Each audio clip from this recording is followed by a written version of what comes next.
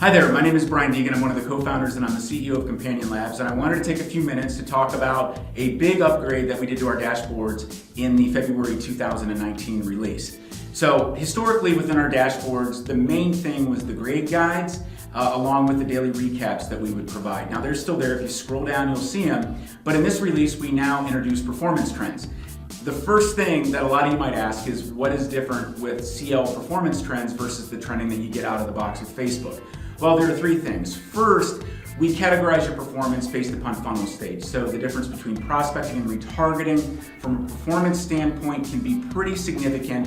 And if you're trending anything, you want to make sure that you have this delineation in place. You can do this within Facebook manually. It just takes time to set up and maintain. So you get this out of the box with us. The second thing is a big differentiator. So our trending is relative to your target performance that you want to achieve. So what's good and what's bad performance. When you're trending within Facebook, it's just based upon the end result. So you have to do another level of interpretation to be able to understand that difference in performance.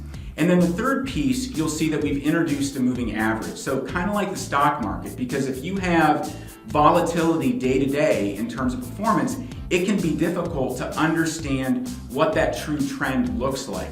Now, within our performance trends, you can toggle between the moving average and actual results at any time to be able to compare them. But if you keep it on moving average a lot, you're going to be able to see really what that trend is over time. So within the ad account here, you can see that it's set to a 14-day moving average. This is based on the recency weighting that you've configured within CompanionLabs. So if you go into settings, you can see the setting here. It says, I care most about performance, and then it gives you different options that you can select for different periods of time.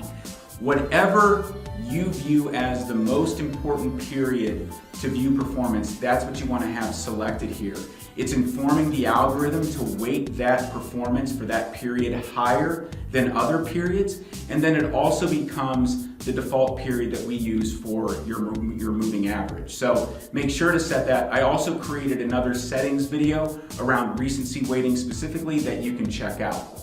So if we go back to the performance trends here, if you're optimizing to purchase and you're grading based upon return on ad spend, this is going to be your default view. You can see that you can also toggle the CPA at any point in time, and this is going to be the view if you're optimizing to anything other than purchase. So whether that's leads or app installs or engagement or add to cart, that's the view that you're going to see, the CPA view here. Now if we flip back to ROAS to the right, you've got a couple different things in the legend here. The green bars in the bar chart represent your gain. So we define gain as conversion value minus ad spend. That's a gain, right? So a loss is the opposite. It's conversion value that is lower than your ad spend, and in that case, you're going to have a loss. So for each day, we take all of your gainers and all of your losers and we put them in the bar chart.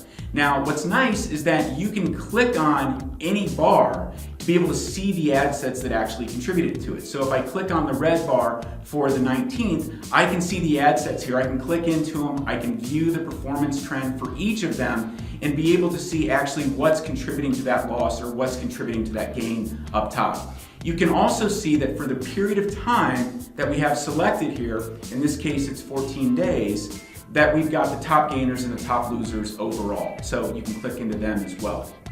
The third piece here gets back to that big differentiator that I talked about. All of the trending that we're doing is relative to your performance threshold. In this case, it's return on ad spend or ROAS.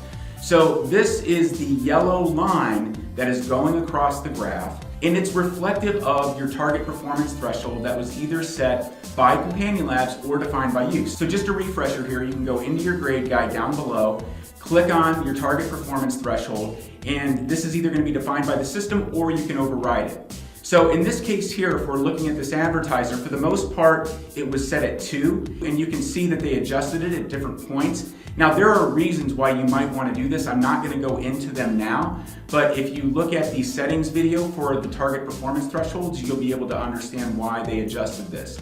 Now, when I talked about the performance being relative to what you consider good or bad, this is what we're talking about. So when we're trending return on ad spend here, anything that is above that yellow line is considered good and it's going to be in green. Anything that is below that yellow line for return on ad spend is going to be in red. So very quickly you can understand when you're having good performance or bad performance If we flip it over to actual, you can see that the difference is much more dramatic. So again, this just gets back to it being nice to be able to look at your trending based upon actual or moving average. Now, if we flip this to CPA, it's just the opposite. So the yellow line now becomes the threshold for whatever that target cost per result is that you're going for. And then anything that's below that when we're trending CPA is going to be considered good and it's going to be in green. Anything above that is going to be in red. So just like return on ad spend, if we're using the moving average versus the actual, the moving average smooths it out. The actual, you get that volatility that you're going to get when you have performance from day to day. So again, you're going to get the CPA view if you're optimizing to anything other than purchase. So app installs, lead-based conversions, engagement, add to cart, that's what you're going to see in your performance trends is the CPA view that we see here. So if we flip back over to return on ad spend, a couple other things that I want to say. If you have any questions or comments, definitely let us know. We're thrilled to be able to get this into your hands so you guys have a better view of your performance over a period of time, what's working, what's not working. The other thing that I want to mention is that one of the key reasons why we did this is to be able to show the impact of our recommendations, the impact analysis. So that's why a lot of you guys use CompanionLabs is for the recommendations. And so this is a really useful way for us to be able to show you the impact that they're having. So within the app, we've used performance trends throughout. So anytime you see an ad set name like this one here in Top Gainers, you can click on it and we're going to do the performance trend for either ROAS or CPA again, depending upon the event that you're optimizing to. And any of the recommendations that you've applied for that ad set, they're going to be listed down below. And in this case, we have a budget increase. You can mouse over the icon, you can see the description of what the budget recommendation is that you applied, and then you can very easily see the performance that resulted from that. So again, that was a big reason why we did this, because a lot of you guys are using us for recommendations, and so we wanted to be able to show the impact that our algorithm is having. A couple other things that I just want to point out while we're on this screen. If you mouse over the plus that's at the bottom of the bar, you can get the health snapshot for the day. So this is basically a slice of our historical ad set health, which you can still access. If you click on the health tab there, you get that historical ad set health that has always been a part of CompanionLabs. So we hope you love this new release. Again, a lot of work has gone into it. We think it's going to be really great for you just to view your performance overall, but also be able to understand the impact that our recommendations are having to improve your advertising. If you have any questions whatsoever, just DM us on Facebook, initiate a chat session on our website. Dutch and the rest of the customer success team are here to help. Thanks.